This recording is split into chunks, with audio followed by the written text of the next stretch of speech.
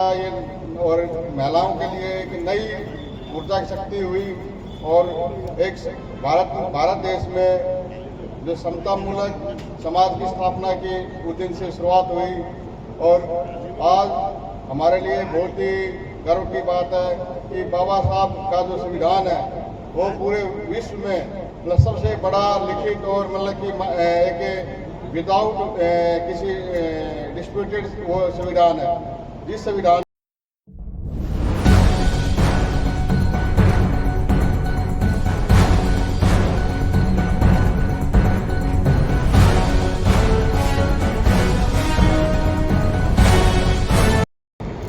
देश स्वतंत्र बोधिसत्व शोषितों के मसीहा महिलाओं के मुक्तिदाता समता की मूर्त बाबा साहब भीमराव जी की 134वीं जन्म जयंती की आप सबको बहुत बहुत बधाइयाँ।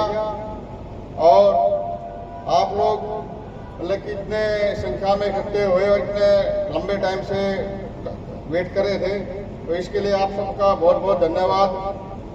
आज का दिन हम सब के लिए एक बहुत ही शानदार और एक हमारी ज़िंदगी का बहुत ही इम्पोर्टेंट दिन है जो 14 अप्रैल 1891 था।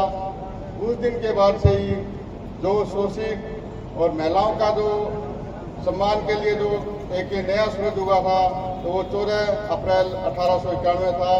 उस दिन के बाद से जो ये समाज था ये और महिलाओं के लिए एक नई ऊर्जा की शक्ति हुई और एक भारत देश में जो समता मूलक समाज की स्थापना की उस दिन से शुरुआत हुई और आज हमारे लिए बहुत ही गर्व की बात है कि बाबा साहब का जो संविधान है वो पूरे विश्व में मतलब सबसे बड़ा लिखित और मतलब कि एक विदाउट किसी डिस्प्यूटेड वो संविधान है। जिस संविधान को पूरे विश्व में सम्मान से देखा जाता है। अभी तक हमारे पड़ोसी जो देश हैं हर जगह कहीं गृह युद्ध होता है, कहीं कुछ हो रहा है, लेकिन हमारे देश में एक संविधान ही एक ऐसी चीज़ है जो उन सारी समस्याओं की सॉल्यूशन है। चाहे वो क्षेत्रवाद हो, जातिवाद हो, धर्मवाद हो, हर चीज़ को उनका इसमें सॉल्यूशन है। हमारे देश में जो 565 रियासतें थी जो उसमें अलग अलग समस्याएं थी, उन सभी समस्याओं का निदान हमारे संविधान में बाबा साहब ने लिखा गया है। और जो बाबा साहब ने जो एक ऐसा जो मतलब पूरे विश्व में एक हमारे विश्व की भारत की पहचान दी है उसका अपने आप में कि मतलब कोई शब्द नहीं हमारे पास। तो मैं ज़्यादा टाइम नहीं लूँगा कि हमारे बीच में बाबा साहब के साथ में कुछ साल रहे अपने मान्यवर अजय गौतम जी हैं, हम उनको सुनेंगे।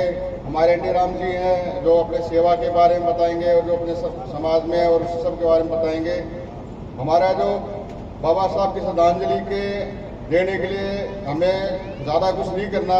उन्होंने अपने को 3 चीज़ दी थी, एजुकेट बनो, संगठित रहो और संघर्ष करो।